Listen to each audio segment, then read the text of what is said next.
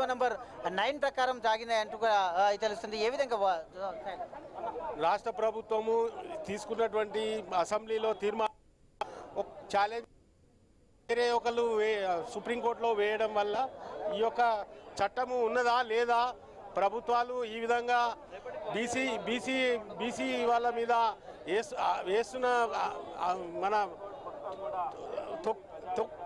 మన అప్పటి నుంచి అంచివేస్తున్న బీసీ యొక్క పబ్లిక్ అంతా ఒకసారిగా ఇప్పుడు ఈ అవకాశాన్ని గురించి జడ్జిమెంటు మంచిగా వస్తుందని రేపు అందరూ భావిస్తున్నారు. వాళ్లకు ఈ యొక్క బీసీ రిజర్వేషన్లు అమలవుతాయని చెప్పి మేము పూర్తిగా భావిస్తున్నాం. అయితే ఇది మొత్తం టోల్గా కూడా బీసీ మొత్తం టోల్గా కూడా చూసుకోవచ్చు. మనతో పాటు అడ్వకేట్లు కూడా ఉన్నారు. సార్, ఏ విధంగా జరిగాయి సార్ వాదనలు? నా పేరు కాలేరు నరేష్ అండి. తెలంగాణ హైకోర్టు అడ్వకేట్ అసోసియేషన్ కార్యవర్గ సభ్యునండి నేను. ఇవాళ మెయిన్ ఏదైతే బీసీలకి 42% రిజర్వేషన్ లోకల్ బాడీస్లో ఉందో దానిపైన సుదీర్ఘమైన చర్చ నడిచింది. GOMS నంబర్ 9 ఏదైతే రాష్ట్ర ప్రభుత్వం తీసుకొచ్చిందో 42% బీసీలకు రిజర్వేషన్ ఇవ్వాలి లోకల్ బాడీస్లో అనే జియోని స్పెసిఫిక్గా ఛాలెంజ్ చేశారు పిటిషనర్స్ తరఫున న్యాయవాదులు. వాళ్ళు ఏమంటారంటే కృష్ణమూర్తి గారి జడ్జిమెంట్లో కానీ ఇందిరా సాహ్ని గారి జడ్జిమెంట్లో కానీ వర్టికల్ రిజర్వేషన్స్ మోర్ దెన్ 50% తీసుకోవడానికి ఎలాంటి అర్హత లేదు, లీగల్ శాంటిటీ లేదు స్టేట్ గవర్నమెంట్ కానీ వాదన వినిపించారు. కాకపోతే గవర్నమెంట్ తరఫు నుంచి సీనియర్ డిజిగ్నేటెడ్ కౌన్సిల్స్ ఢిల్లీ నుంచి ఆర్గ్యుమెంట్ చేశారు. వారి వాదన ఏంటి అంటే ఆల్రెడీ తెలంగాణ గవర్నమెంట్ లోకల్గా ఆల్రెడీ 1 man కమిషన్ వేశారు. ఆల్రెడీ సైంటిఫికల్ మెథడ్లో ఆల్రెడీ బీసీల పాపులేషన్ ఎంత ఉందో అని చెప్పేసి పాపులేషన్ సర్వే ఒకటి చేశారు. అందులో పాపులేషన్ 57% బీసీల పాపులేషన్ ఉందని చెప్పేసి వారి నిర్ధారణ అయిన తర్వాత 57% వరకు బీసీల పాపులేషన్ ఉందని నిర్ధారణ అయిన తర్వాత దీన్ని ఆ కమిషన్ బేస్డ్ మీదుగా అసెంబ్లీలో బిల్లు పాస్ చేశారు. ఆ బిల్లు పాస్ చేసిన తర్వాత అది గవర్నర్ గారికి అసెంట్ కోసం 17 మార్చి 2025 రోజున గవర్నర్ గారికి ఆమోదం కోసం అక్కడ పంపించారు. ఏదైనా బిల్లు గవర్నర్ గారు పంపించినప్పుడు అది 3 నెలలలో గవర్నర్ గారు తిరస్కరించవచ్చు, లేదంటే రిటర్న్ పంపించాలని కొన్ని నిబంధనలు ఉన్నాయి. కాబట్టి గవర్నర్ గారు మార్చి 17 నుంచి ఆ బిల్లు పైన రిటర్న్ పంపించలేదు, అసెంట్ తెలపలేదు. కాబట్టి government deem to be accepted అని చెప్పేసి వారు పరిగణలోకి తీసుకొని ఆ బేస్ పైన బీసీలకి 42% రిజర్వేషన్ జీవోని 42%ని తీసుకొచ్చి దాని తర్వాత డిస్ట్రిక్ట్ కలెక్టర్లు as a district chief electoral officer లాగా ఆల్రెడీ ఎలక్షన్ ప్రక్రియ 42% బీసీలకు రిజర్వేషన్ ప్రకారము జిల్లాల వారీగా ఎలక్షన్ గజెట్ ఆల్రెడీ ఈ రకంగా గవర్నమెంట్ తరఫున వాదనలు కొనసాగాయి. అయితే సుదీర్ఘ వాదనలు ఇవాళ సుమారు 12 గంటల నుంచి 4 గంటల 30 నిమిషాల వరకు ఇదే మ్యాటర్ కొనసాగింది.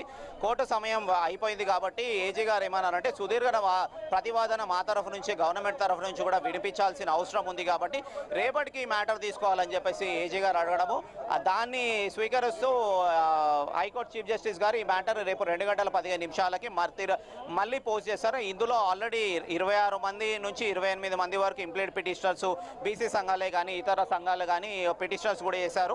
బీసీ సంఘాల తరఫున న్యాయవాదుల తరఫున కూడా వాళ్ళు మాకు కూడా సమయం కావాలి, మాకు కూడా లోకల్ స్టాండ్ ఉంది అని చీఫ్ జస్టిస్ గారిని సమయం రిక్వెస్ట్ చేసినప్పుడు చీఫ్ జస్టిస్ గారు మీ వాదనలు కూడా వింటాము, చివరిలో ఫస్ట్ ఏజీ గారి ప్రతివాదన విన్న తర్వాత ఇంప్లీడ్ పిటిషనర్ వాదనలు కూడా విన్న తర్వాత ఒక నిర్ణయం తీసుకుంటానని కూలంకషంగా స్పష్టంగా చెప్పడం జరిగింది.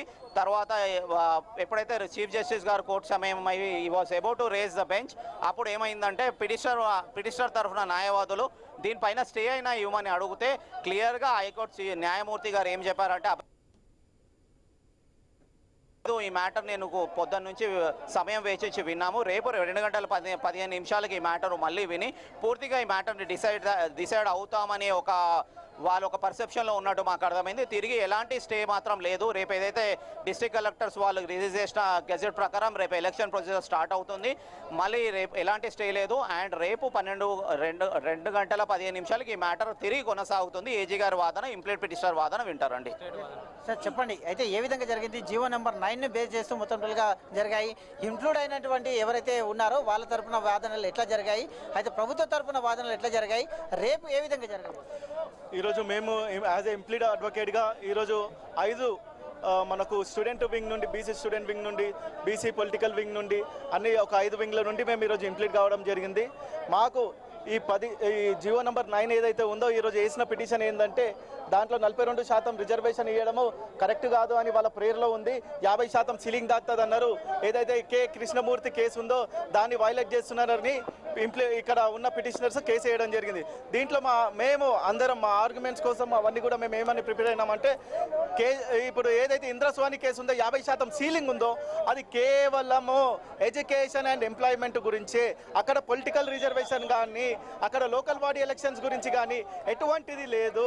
ఇక్కడ కృష్ణమూర్తి కేసు ఏదైతే ఉందో ఆ కేసులో ఆర్టికల్ 243 D6లో ఏదైతే వైలేషన్ అవుతుంది అనుకుంటా వాళ్ళు కృష్ణమూర్తి కేసులో వాళ్ళు తీసుకొని వచ్చారో ఆ కేసులో కూడా క్లియర్గా చెప్పడం ఏంది అంటే జడ్జిమెంట్లో కూడా కంక్లూజన్లో మొత్తము అయిపోయిందా కంక్లూజన్లో ఏం చెప్పారంటే మనకు ఎంపారికల్ డేటా లేదు కాబట్టి మేము దీంట్లో ఎటువంటిది తీసుకోలేము. ప్రీవియస్లీ ఉన్న 50% ఎట్లయితుందో అదే విధంగా మేము ముందుకు తీసుకొని పోదాము అని దాంట్లో జడ్జిమెంట్లో ఉంది. మేము చెప్పిన మా వాదనలు ఏంటంటే మా దగ్గర ఇప్పుడు తెలంగాణ రాష్ట్రంలో ఎంపారికల్ డేటా ఉంది. ఎంపారికల్ డేటా కోసం కూడా తెలంగాణ హైకోర్టు ఆర్డర్ ఇచ్చింది 2019లో. ఆ ఆర్డర్ ప్రకారమే తెలంగాణ రాష్ట్ర ప్రభుత్వము ఇక్కడ క్యాస్ట్ వైజ్ సెన్సస్ చేసింది.